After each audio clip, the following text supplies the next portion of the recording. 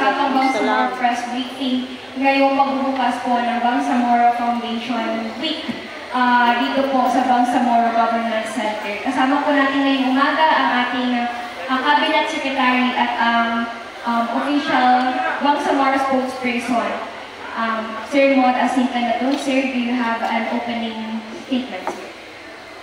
أعوذ بالله من الشيطان الرجيم بسم الله الرحمن الرحيم السلام عليكم ورحمة الله تعالى وبركاته. Muli sa maganda at umaga po sa ating lahat. Welcome sa isang namang episode ng Usapang Bangsamoro. Extra special ngayon dahil today is a kick-off day for the week-long celebration ng ating ika-6 na anibersaryo ng pagkakatatag ng Bangsamoro Muslim na. So kaninang umaga, meron po tayong parade na dinanap at meron dito tayong mga ceremonial activities na ginawa kaninang umaga. Magpapatuloy po ito yung ating pong mga series of activities mamayang hapon until this Friday. So we'd like to take this opportunity para po magbigay ng update sa ating po mga kababayan, ating po mga kaibigan sa media kung ano yung dapat po natin expect at ano po yung sinisimbolo ng ating pong celebration this year for the 6th founding anniversary of the Bangsamoro Muslim.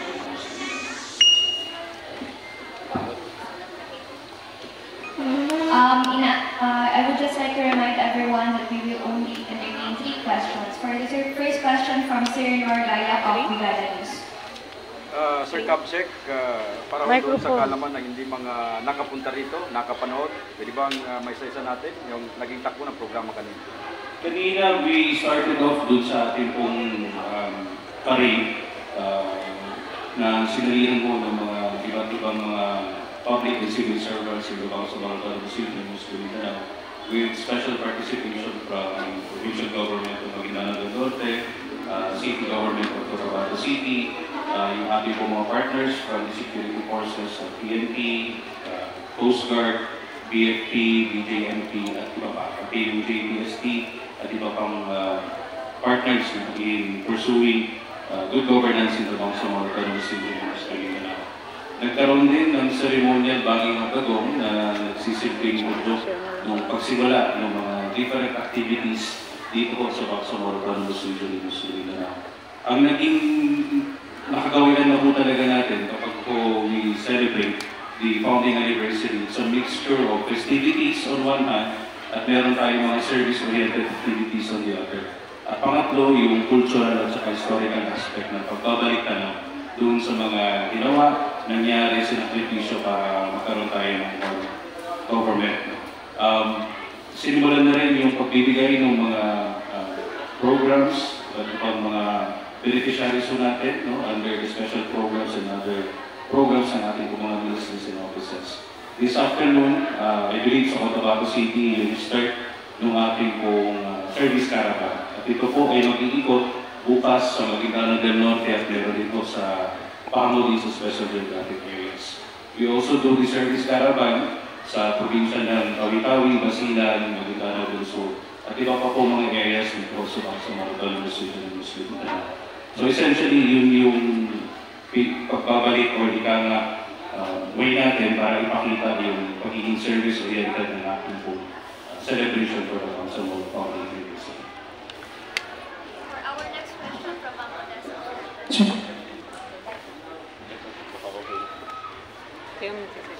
evening, Kabsek.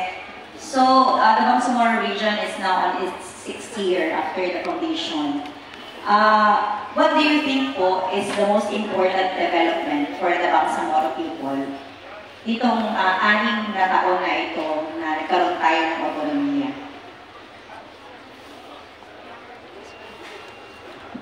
Maraming nangyari sa loob ng 6 na taon. Maraming napagpagnabayan, maraming pong mga pagsubok na kana talagang nagpatibay palalo sa Bangsamoro Muslim. Siguro bilang pagpuon doon sa ano-ano yung mga nagbago mula nung naitayo yung board. Kaya na nabanggit ng ating pong Chief Minister kanina umaga sa kanyang keynote address. Nagsimula po yung board noong 2019. At noong 2019, tayo po yung pinakamahirap na rehiyon sa buong bansa. 55% ng poverty incidence.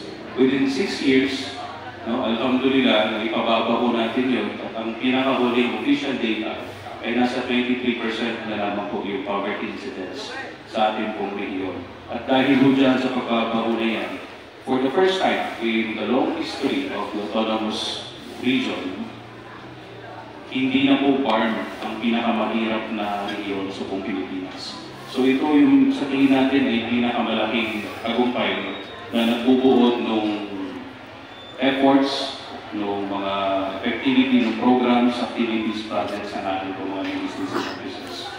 Pero ganun pa man, while we are happy and proud of that achievement, yung 23% is still a very high number. So it only shows na malaki pa po yung development gaps na kailangan po natin habulin, no, para po maging akbar tayo sa ating mga kababayan o iba pa po natin mga kasama sa ibang region sa ating bansa. So we take this as a challenge at gaya na nabanggit ng ating pong Chief Minister, dapat po masustain natin yung momentum na yun. Yun yung challenge for all of us, especially those who are working in the Bangsamoro. For the last question from Ma'am Daisy. Last question. Good afternoon. Meron po ang mga report sa mga foundation na siyempre nawalan ng support. Noong approval po yung budget ng BART for 2025, sinabi niyo po na kalakip pa rin po. Hindi po ba namin malaman kung magkano yung amount na isinali ng BART government doon sa budget ng 2025 for Sulu po?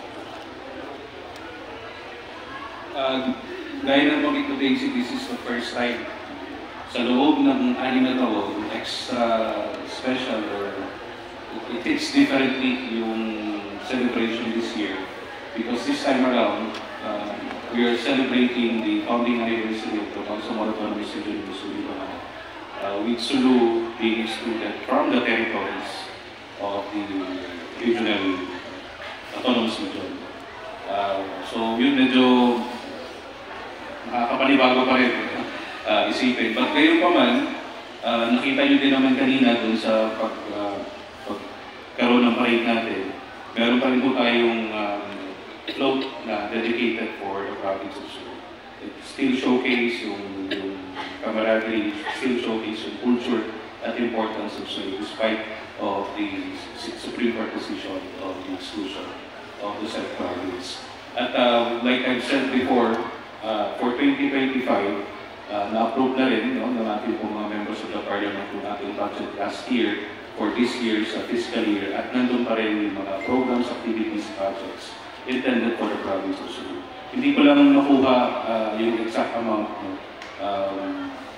na dedicated for the province of Sulu, but if you're going to compare it last year, nasa at least 9 billion yan. Kasama yung pasahod, kasama yung mga infrastructure projects, yung iba pang mga allotment din for special programs. So we're thinking that more or less ganun din yung amount for fiscal year 2025 for the province of Sulu. Meron na rin pong naging agreement with the Intergovernmental Relations Party that for this year, for 2025, we will continue to implement yung programs, activities, and projects na approved under the GAAP of the Bangsamoro Autonomous Region in Mindanao. While we're working doon sa pagkakaroon ng well-managed at strategic and smooth na transition ng province of Sulu, getting out of the Bangsamoro Autonomous Region. But despite of that, kaya din na nabanggit ng Chief Minister before, Sulu may be out of the formal territories of the Bangsamoro Autonomous Region in Mindanao, but in terms of the importance, in terms of the contribution, in terms of history, in terms of the Bangsamoro narrative, Sulu will always be there. Kaya ko, sa celebration natin, nandun pa rin yung Sulu and still give importance and due recognition dun sa mga naging sakripisyo in that part of the Muslim Mindanao. Thank you po, Kapsel.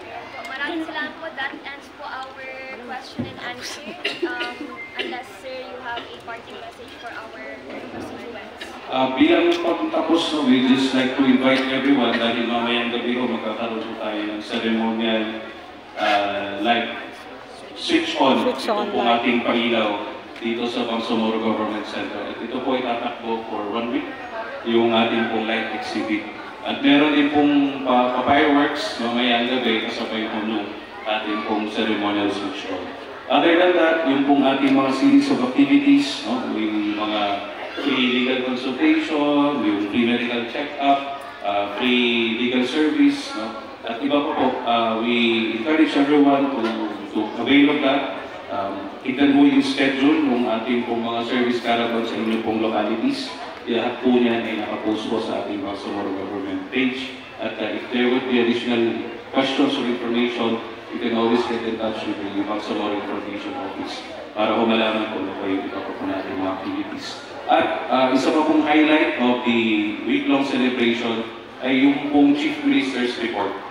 Nagaganapin po on Wednesday, halagang mapakinggan po natin dahil doon po ilalahat ng ating po Chief Minister kung ano yung mga napagkagumpayan natin, especially last year, at kung ano yung direction na ating pong kakahakon in the coming years. So for all intents and purposes, parang ito po yung SONA ng ating pong Chief Minister. So we hope and we encourage everyone to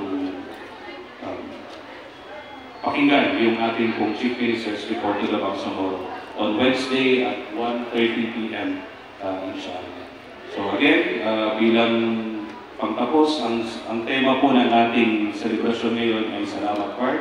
Pagbibigay po guys sa 6 na taon na pagsaservisyo sa Bangsamoro. But perhaps also equally important ay yung ating pong pasasalamat dahil nabanggit na natin pong Chief Minister kanina umaga sa taong bayan, sa lahat po ng Bangsamoro, sa lahat po ng ninirahan sa part, sa kanilang tiwala, suporta at amana na ibinigay para po patuloy tayo sa ating po pasiservisyo dito sa Bangsamoro Government. Hanggang dito lang po, wabillahi taufiq wal hidayah. Assalamualaikum warahmatullahi wabarakatuh. Waalaikumsalam.